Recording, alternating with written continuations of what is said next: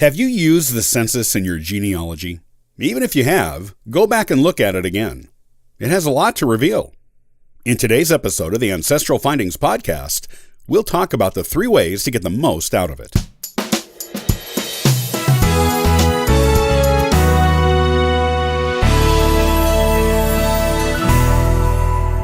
Census research is one of the first things most people learn how to do outside of talking to family members when they begin their genealogy research. And no matter how long you are a genealogist, you will always come back to the census. It is excellent for confirming findings from other record sources, begin research on new lines in your family, and to look for missing ancestors, or those you didn't examine in depth the first time you saw their census entry. You can even look at a census entry for someone many different times over many years, and even decades, and get something new out of the information on the entry every time.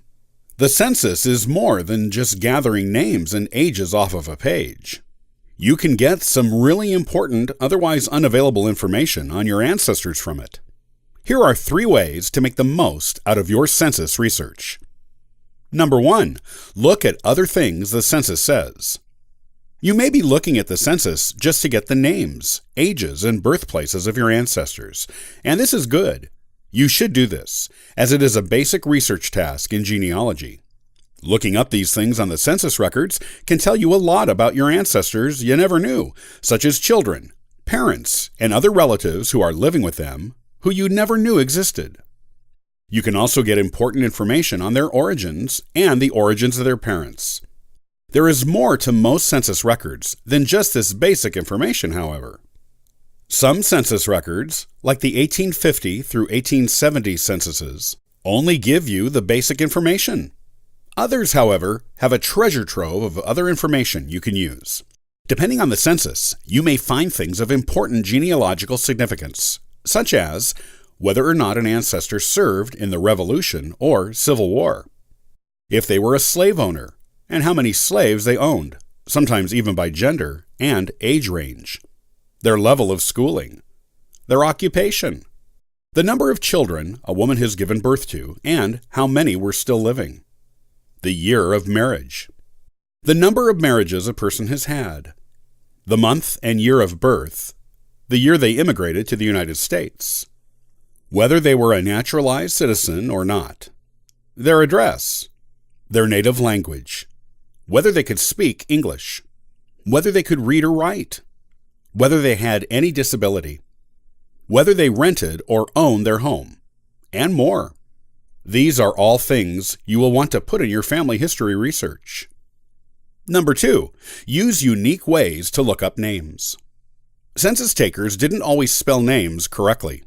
If it was an unusual name or a foreign one spoken by foreign people, the census taker may have spelled the name phonetically or misheard it and spelled it completely different from anything it was supposed to be. You may think your ancestor is not in the census, but this is because you haven't checked using all the search methods that can lead you to them.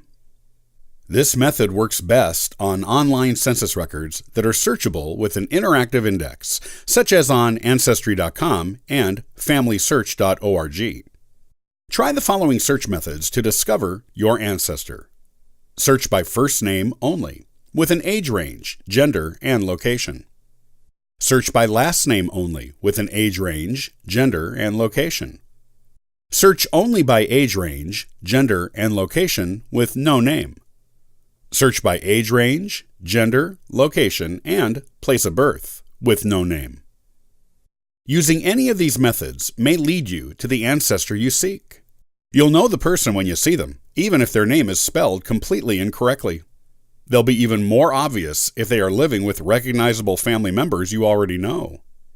Remember, not everyone made it into every census, so your ancestor may legitimately not be there. But using these techniques will weed them out if they were recorded.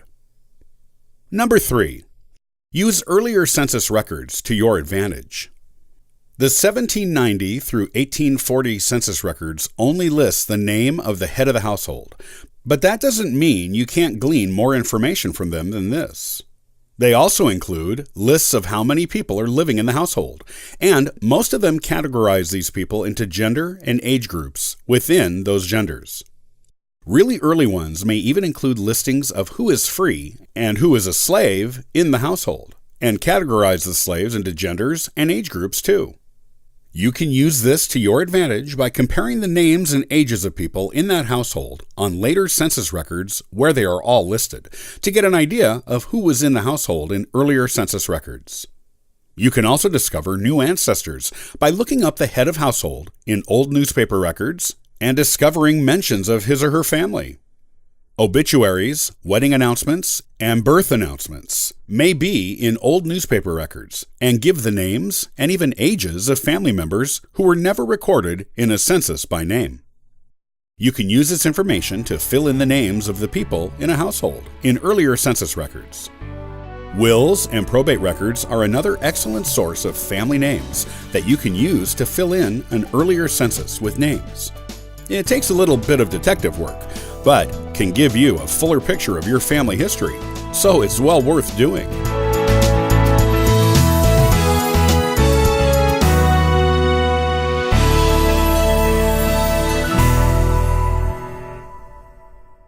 Do you want to prove a relationship in genealogy but lack direct evidence?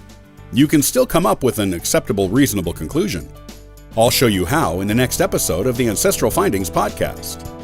To learn more about genealogy and sign up for our weekly giveaway, visit ancestralfindings.com.